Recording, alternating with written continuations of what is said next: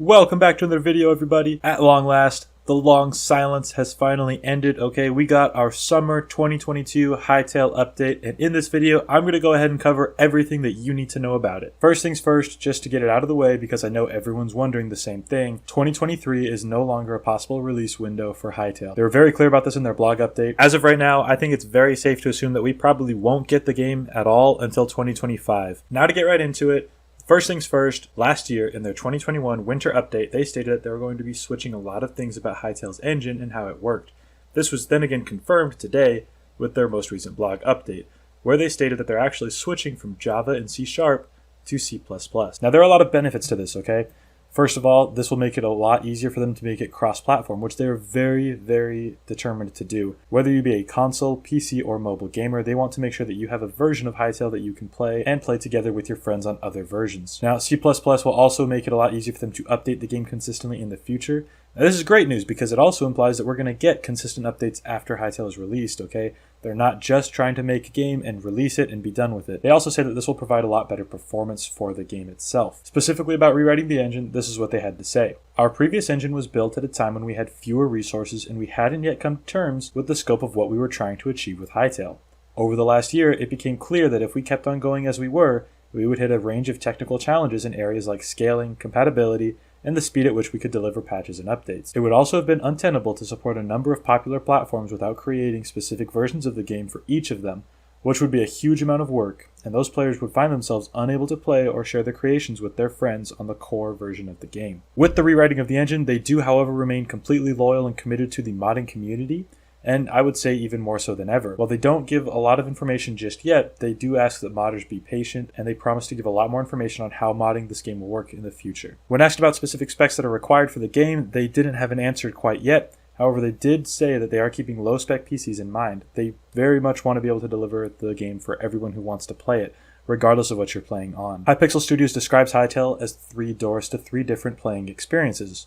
On the far left, first, we have creative play, which, don't get it confused with Minecraft creative mode, okay? This is very different. This is where the procedurally generated or randomized worlds are going to be. In this mode, you have full access to play as an adventurer, which is similar to Minecraft survival mode, I'm guessing, a creator, probably creative mode, or something in between. This is the only one in which they stated that you can install mods, which means you probably won't be able to in multiplayer or in the campaign, which we'll go over in just a second. When playing as a creator in creative play, players will have access to all of the powerful building tools that we'll also go over later in the video. The middle door is for the multiplayer game modes. It's described as first party, which means that it will be the official server lobby maintained by Hypixel Studios. Community-run servers weren't mentioned in this blog, however, they do talk about joining your friends' worlds, so I do imagine that community-run servers are definitely going to be a thing. The official multiplayer mode will feature a social experience and minigames very similar to the Hypixel Minecraft server. A lot of what they do on their server is probably going to be carried over to Hytale. It's probably safe to assume games like Skywars, Bed Wars, Hunger Games, and PvP duels will be brought over and have a striking resemblance to their Minecraft counterparts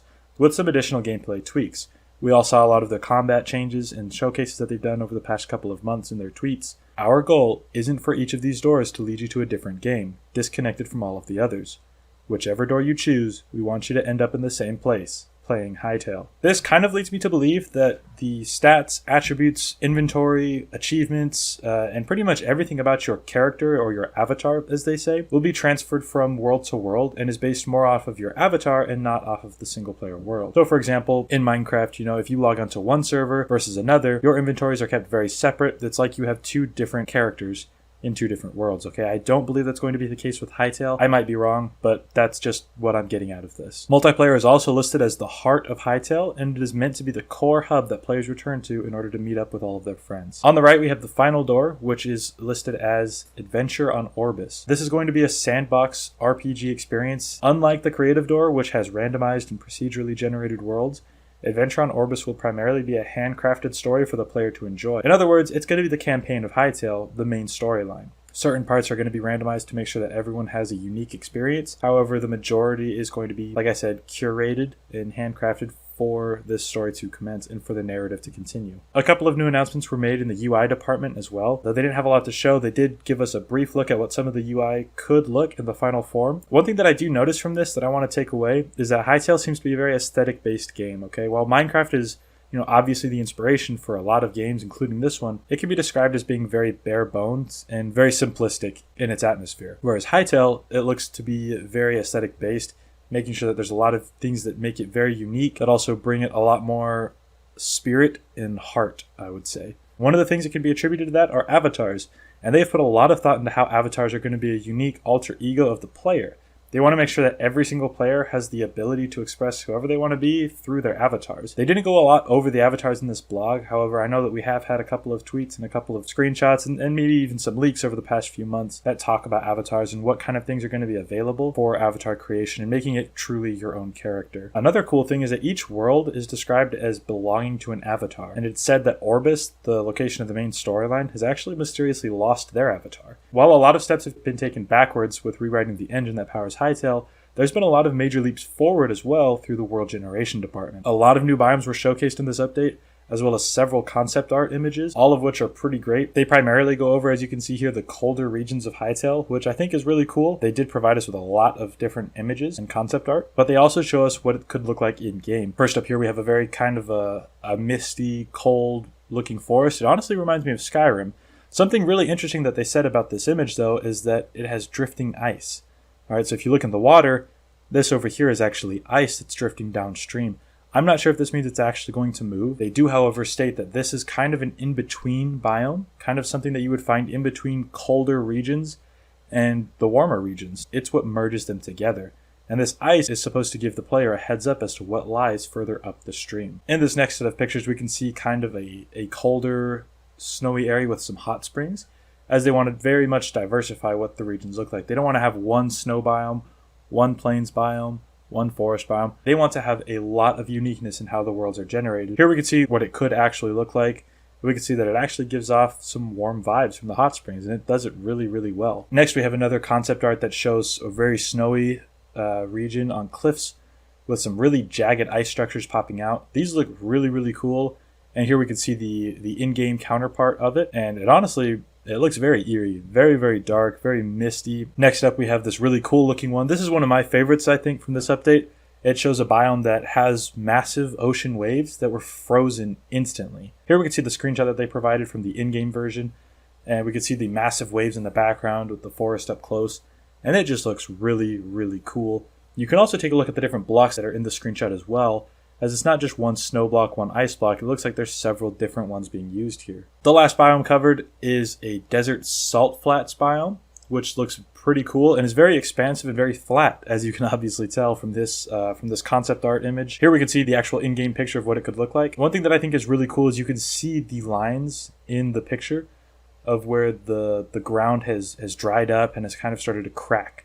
And they've got canyon generation, which is just really neat looking. Next up, they talked about their evolving visual effects and also particle effects. And here we can see a video that some of this was actually leaked earlier to the public, but it goes over a lot of almost like magical, elemental type looking particle effects that are super cool looking. We see them here, kind of an explosion, almost like a sucking whirlpool type effect. We also saw a lot of fireworks, which were outstanding looking and really, really cool. I think this is going to help give a lot of that aesthetic feeling that I was talking about earlier to the game and just make it truly unique from Minecraft. There's also a very unique looking button on the far right of this hotbar that I'm unsure as to what it really could be. My best guess is that it's actually for some sort of a super ability. In their combat update that they talked about briefly in one of their tweets, they did mention how different charged attacks are going to be a thing. I believe that this is for that charged attack. I think that once this powers up, you have the ability to click it, and you will then, instead of doing your normal basic attack, you will do a charged super attack. In this next video that was provided about the VFX and particle system as well, we see the innards of a dungeon with a lot of really cool mist coming across the floor. Very, very creepy looking vibes. The fire looks fantastic. We see candlelight as well, which is really cool. Another really cool thing to look at as well in this video is the moss that's hanging from the ceiling of the dungeon. As you can see it wave back and forth. This means we're going to get awesome things like cloth simulation, which is a really big deal, guys, okay?